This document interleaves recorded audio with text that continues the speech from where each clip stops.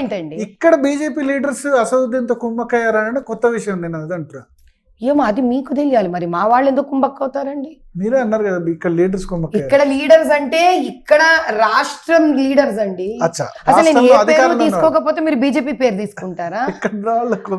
అంటే ఇక్కడ వాళ్ళు బీజేపీ తప్ప ఇంకెవరు లేరా మీ ఉద్దేశంలో? మరి బీఆర్ఎస్ కి మీరేమైనా బంధువులా స్నేహితులు అట్లాంటి అయితే? ఇక్కడ వాళ్ళు అన్నప్పుడు మీరు బీజేపీ పేరు తీసుకున్నారు కదా, ఇక్కడ వాళ్ళు కాంగ్రెస్ పేరు బీఆర్ఎస్ పేరు. ఇప్పుడు కూడా మరి ఇప్పుడు కూడా ఇక్కడ వాళ్ళు కుమ్మక్కయ్యారు. ఇప్పుడు కాంగ్రెస్ ఏం మజ్లిస్కి ఏం వ్యతిరేకంగా ఏం నాకు తెలిసి ఏం చేయట్లేదు. అదే అంటున్నాను కదా నేను చెప్పిన దాన్నే మీరు అది మీరు మీరు మీరు సరిగ్గా అర్థం చేసుకోలేకపోతున్నారు. ఇక్కడ బీఆర్ఎస్ ఉన్నప్పుడు బీఆర్ఎస్, ఇక్కడ కాంగ్రెస్ ఉన్నప్పుడు కాంగ్రెస్ ఓవైసీతో కుంభక్కయ్యారు. అది నేను చెప్తున్నాను. నాకేం కర్మండి తీసి అవతల పారేద్దాం అనుకుంటుంటే అన్యాయాన్ని. సో ఇప్పుడు మీరు అన్నట్టు ఓల్డ్ సిటీ ముస్లిమ్స్లో ఆ కాన్ఫిడెన్స్ ఉందా? మాధవీలతకు ఓటేస్తే ఓడిస్తారు, అసదుద్దీన్ ఓవైసీ ఓడిపోతారన్న కాన్ఫిడెన్స్ ఉందా? రెండోది మీరు అన్నారు అసదుద్దీన్ ఓవైసీకి భయం పుట్టిందని. మీరు ఎట్లా చెప్తున్నారు భయం పుట్టిందని? ఆయన యాజ్ యూజువల్గా ఆయన క్యాంపెయిన్ ఆయన చేసుకుంటున్నారు. ప్రచారంలో ఎక్కడ మీ పేరు పెద్దగా ఎత్తట్లేదు, ఒకటేసారి ఎత్తారు. అది మీరే చెప్పారు ఏం చెప్పాలో. నా పేరు తీసుకోవడానికి కూడా భయపడుతున్నాడు, లేకపోతే ఎదుట ఉన్న అభ్యర్థి పేరు తీసుకోకపోవడం ఏంటి? నా స్థాయి కాదనుకుంటున్నాడేమో. పోనీ అనుకోని పచ్చకామర్లు ఉన్న వాళ్ళకి ఊరంతా పచ్చగా కనిపిస్తుందంట. రాజకీయాల్లో జూనియర్ బచ్చా అని అనుకోవచ్చు కదా. అనుకోనివ్వండి, ఎందుకంటే వామనుడే బలిచక్రవర్తి తలను లోపల పాతేసింది. జైంట్ గోలియత్తుని కూడా కింద కుప్పకూల్చింది కూడా ఇంతవాడే. నన్ను ఎంత బచ్చా అనుకుంటే నాకు అంత హ్యాపీ, ఎందుకంటే అంత వామనవతారంగా అయి చూపిస్తాను నేను. ఇక్కడ మీరు వామనుడు, ఆయన బలిచక్రవర్తి. ఎట్లనుకున్నా పర్లేదు నాకు, కానీ దుష్ట సంహారం చెయ్యడానికి చిన్న సైజుగా ఉండేవాళ్ళే చాలా పెద్ద రూపమై చూపిస్తారు. బట్ అసదుద్దీన్ ఓవైసీ ఏ పని చేయకుండా ఇన్నిసార్లు గెలుస్తున్నారా? అండ్ మీరు దారుసలాం వెళ్తే అసదుద్దీన్ ఓవైసీ, అక్బరుద్దీన్ ఓవైసీ ఎమ్మెల్యేలు అందరూ లైన్లో బట్టి కూర్చుంటారు. హిందూ ముస్లిం తేడా ఏమి ఉండదు, ఎవరే వచ్చినా పని చేస్తారంటారు ఆయన. ఎవరే పని గురించి వచ్చినా ప్రభుత్వం నుంచి పనులు జరిగిపోతాయి, అసలు టైమే ఉండదు. ఎమ్మెల్యేల పరేడ్ అక్కడ జరుగుతుంది, ఎమ్మెల్యేలు అందరూ కూర్చోవాలి, ప్రతిరోజు అక్కడ కూర్చోవాలి. కాన్స్టిట్యున్సీ నుంచి ఎవరు వచ్చినా సరే పని జరిగిపోతుంది అంటారు. మీ కెమెరాలు ఉన్నప్పుడు కూర్చుంటుంటారేమో వీళ్ళందరూ. డైలీ కూర్చోరా దారుసలంలో? చూసాను, నేను కూడా వెళ్ళి చూసాను. అది కాదండి, ఆయన ఎమ్మెల్యేలు అక్కడ 7 ఎమ్మెల్యేలు అక్కడ లైన్ లో కూర్చుంటారు. సరే ఏం గొప్ప పని చేస్తున్నారు కూర్చొని? అసలు ఆఫీస్ లో కూర్చోవడం ఏంటి? ఎమ్మెల్యేలు రోడ్ల మీద పడి తిరిగి ప్రజల బాధలు అర్థం చేసుకోకుండా హాయిగా ఏసీ రూమ్లలో కూర్చుంటారా? అదే ఎమ్మెల్యే చేయాల్సిన పని. హాయిగా ఒక దారుసలాంలో ఒక మంచి ఏసీ రూమ్ లో కూర్చొని టేబుల్ కుర్చీలు వేసేసుకుంటే అయిపోయిందా? మీకు ప్రజల బాధలు ఎట్లా తెలియాలి? మీరు వాళ్ళ మధ్యలోకి వెళ్ళి తిరిగితే మీకు ప్రజల బాధలు ఏంటో తెలుస్తాయి. ఏసీ రూమ్లలో కూర్చుంటే ప్రజల బాధలు తెలియడం ఏంటి? దీనిపైగా ఫోటోలు తీసుకొని ప్రూఫ్లు పెట్టుకోవడం, ఇలా ఎవడు కావాలంటే వాడు చేసుకొని చెప్తున్నారు. ఓల్డ్ సిటీ వాళ్ళు మేము వెళ్ళినా సరే అసదుద్దీన్ ఓవైసీ ఎప్పుడు కూడా హిందూ ముస్లిం అని తేడా చూపించలేదు, పని గురించి వెళ్తే చేశారు అని అంటున్నారు. అందుకే కదా డేటా చెప్పనా మీకు నేను. అక్కడ ఉండే రౌడీ షీటర్ల నెంబరు, పక్కనే ఉన్న కాన్స్టిట్యున్సీ రౌడీ షీటర్ నెంబర్ మొన్న నేను చెప్పడం ఎందుకు? పాప ఒక ముస్లిం తమ్ముడే వేసుకున్నాడు చాలా ఓపెన్గా. అక్కడ ఎన్ని బస్ స్టాపులు ఉన్నాయి, పక్క కాన్స్టిట్యున్సీలో ఎన్ని బస్ స్టాపులు ఉన్నాయి, ఇంత అద్భుతంగా చేస్తూ ఉంటే ఆ రోడ్లు ఎందుకు అంత భయంకరంగా ఉన్నాయి? ఆ డ్రైనేజ్ ఎందుకు అలా ఫ్లో అవుతోంది? ఆ మంచినీళ్ళల్లో ఎందుకు డ్రైనేజ్ కలిసిపోతుంది? ఎందుకు ఆ గవర్నమెంట్ స్కూల్ అంత భయంకరమైన పరిస్థితిలో ఉన్నాయి? ఎందుకు ఆ కాన్పులకు ఆ నీలోఫర్ హాస్పిటల్ అవన్నీ అంత దారుణంగా ఉన్నాయి? ఇవి మాట్లాడరా ఎవరు? ఓవైసీ అక్కడ ఉన్నారు కాబట్టి ఓల్డ్ సిటీని ఎవరు టచ్ చేయట్లేదు, లేకపోతే మిగతా చోట్ల కబ్జాలు ఇటువంటివన్నీ జరిగేవి, అవన్నీ లేకుండా ఇప్పుడు ఉంది ఓల్డ్ సిటీ అంటూ. ఏ కబ్జాలు ఎవరు చేయాలి? వాళ్ళ కబ్జాలే వాళ్ళు తిని పారేస్తున్నారు. 15,000 ఎకరాలు వగ్బోడిని వాళ్లే కలిసి తినేశారు. ఇంకా ఎవడు కంచే చేను మేస్తే ఇంకా పక్కవాడు ఎవడు వచ్చి ఏం కబ్జాలు కొడతాడు? మిగిలిస్తే కదా ఎవడన్నా కబ్జా కొట్టడానికి. ఏమన్నా మిగిలిస్తే కబ్జా కొట్టడానికి పక్కవాడికి మిగిలిస్తే వాడు వచ్చి కబ్జాలు కొట్టుకుంటారు. వీళ్ళు యునానిమస్గా అన్ని కబ్జాలు వీళ్ళే చేస్తారు. ఓవైసీ హాస్పిటల్లో ఎవరికి వెళ్ళినా ట్రీట్మెంట్ ఉంటుంది, హైదరాబాద్ పార్లమెంట్ అందుకేనేమో ఫ్రీ ట్రీట్మెంట్ ఇస్తారంటారు. అందుకేనేమో బంజారన్ బస్తీలో నుంచి పాప ఆడకూతురు వచ్చి కాన్పు చేసుకుంటే 1,35,000 బిల్లు కొట్టి 35,000 ఇస్తే మిగతా ₹1,00,000 ఇస్తే కానీ పిల్లని ఇవ్వమంటే ఏడ్చుకుంటే పిల్లని వదిలేసి ఇంటికి వెళ్ళిపోయింది ఆమె. అది కూడా ఉంది, వేసుకోండి కావాలంటే యూట్యూబ్లో. నేనేం మాట్లాడక్కర్లేదు, everything is available on the net.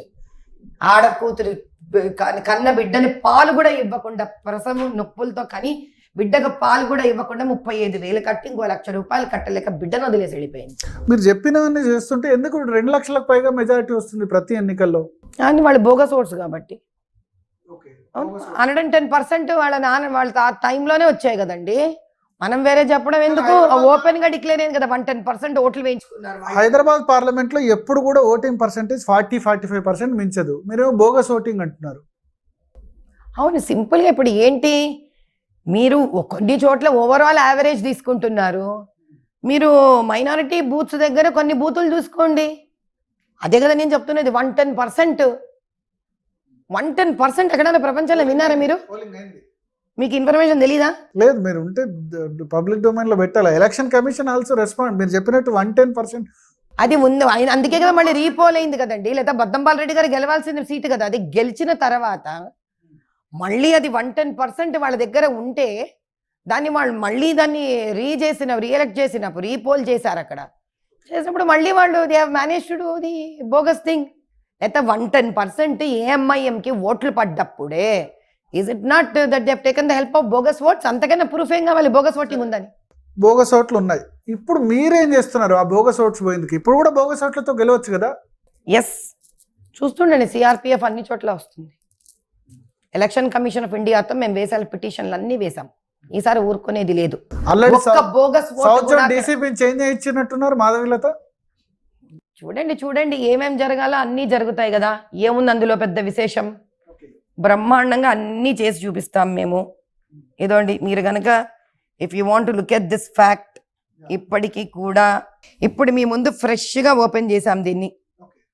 ఇది ఎలక్షన్ కమిషన్ సైట్. ఇక్కడ వాళ్ళు ఇచ్చిన కోడ్ మనం టైప్ చేసాం. ఇప్పుడు మీరు దీని కిందకు వస్తే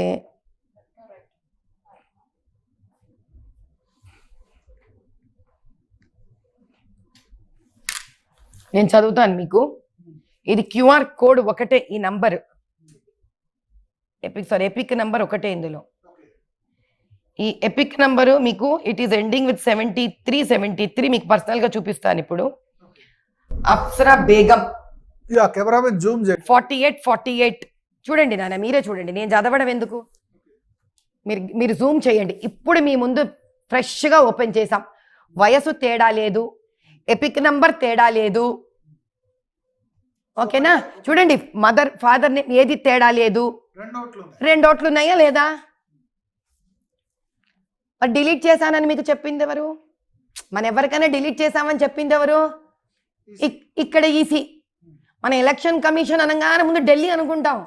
కాదు, ఢిల్లీ ఆధ్వర్యంలో పనిచేస్తున్న తెలంగాణలో పోస్ట్ అయిన ఎలక్షన్ టైం కోసం టెంపరీగా పోస్ట్ అయిన ఎలక్షన్ కమిషన్ టీం. ఏప్రిల్ 25 అయిపోయింది. ఈ లిస్ట్ నేను 160,000 ఓట్స్ నేను ఇచ్చాను. ఈ డీటెయిల్స్ ఎంతకన్నా మోసం ఏముంది? వీళ్ళు మన కోసం అంటే సామాన్య ప్రజల కోసం వీళ్ళు పని చేస్తున్నారా, పని చేయట్లేదా? ఇది నిజం. అబ్బాయి మోసం అండి. కానీ హైదరాబాద్ పార్లమెంట్ లో, హైదరాబాద్ జిల్లా మొత్తంలో డిలీట్ అయినాయి కేవలం 19,000 మాత్రమే. Yes, that is the truth. వీళ్ళు ప్రజలని మోసం చేస్తున్నారు, ఈ లెవెల్లో కుంభక్కై ఉన్నారు. అందుకే కదా మీకు ఓపెన్ గా చేసి ఎలక్షన్ కమిషన్ ఆఫ్ ఇండియా కుంభక్కైందా? ఇక్కడ ఎలక్షన్ కమిషన్ ఆఫ్ ఇండియాకి కుంభక్కై అవసరం లేదండి.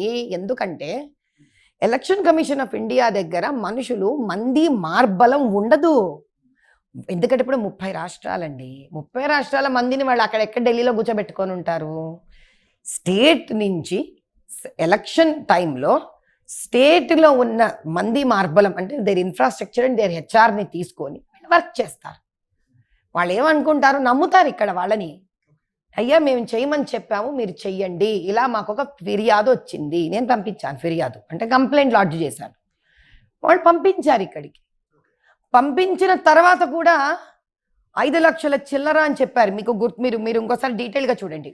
కొన్ని చోట్లయితే బహదూర్పురాలో 56,000 డిలీట్ చేశాము, చంద్రాయణ గుట్టాలోను యాకత్పురాలో ఇంచుమించు 46,000 డిలీట్ చేశాము. అక్కడే మీకు 1,00,000 అయిపోయిందా అండి? మీకు కేవలం 7 కాన్స్టిట్యున్సీలు కలిపి కూడా మీకు 30,000-40,000 దాటలేదు అవి. కానీ 2 కాన్స్టిట్యున్సీ కలిపే 1,10,000 చిల్లర చూపించారు వాళ్ళు, మేము డిలీట్ చేశామని. ఎంత కుంభక్కైపోతే అసలు ఈ రాష్ట్రంలో కాంగ్రెస్ని కూడా ప్రజలు ఎందుకు నెగ్గించుకోవాలి అంటే వీళ్ళు ఎవరికి సహకరిస్తున్నారు? వీళ్ళు ఒక రజాకార్ల మనస్తత్వాన్ని పెట్టుకొని రజాకార్ పార్టీని ముందుకి పోషిస్తున్న ఏఎంఐఎంని ఇప్పుడు టిఆర్ఎస్ తో కాకుండా కాంగ్రెస్ తో కూడా ఎంఐఎం కుమ్మక్కైందంటారు. అద్భుతంగా బీఆర్ఎస్ కు ముందున్న కాంగ్రెస్ తోనూ కుమ్మక్కయ్యారు వీళ్ళు. కేవలం కిరణ్ రెడ్డి గారి టైంలో మాత్రమే ఆయన నిరాకరించాడు ఒక చిన్న పీరియడ్ ఆయన. అందుకే పాప ఆయన ఎక్కువ కాలం కూడా ఉండకుండా జరిగింది వీళ్ళ వల్లనే. సో వీళ్ళతో కుంభక్కైతేనే ఇక్కడ వాళ్ళకి ఉనికి ఉంటుంది, మీరు బ్రతకగలరు, మీరు ముందుకెళ్ళగలరు అని వాళ్ళు బెదిరించడము, వీళ్ళు ఆ బెదిరింపులకు లొంగడం. లేకపోతే మనకు తెలియని నిజాలు ఏమున్నాయండి? కాంగ్రెస్ గెలిచిన తర్వాత కాంగ్రెస్ ఏఎంఐఎం ఇష్టం వచ్చినట్టు తిట్టుకున్నారు, ఒకళ్ళనొకళ్ళు అర్థం పర్థం లేకుండా తిట్టుకున్న వాళ్ళు. అదే అంటున్నానండి, అసెంబ్లీలో అసభ్యకరంగా తిట్టుకున్న వాళ్ళు ఈరోజు ఇలా గుండెలు కొట్టుకుంటున్నారే ఇద్దరు కలిసి. మరి ఏం చెప్తారు దీనికి? అంతే, వీళ్ళు ప్రజలను కంటిన్యూస్గా మోసం చేసే రాజకీయాలను నడుపుతూ తెలంగాణ మొత్తం కూడా వీళ్ళు మోసం చేస్తున్నారు కాంగ్రెస్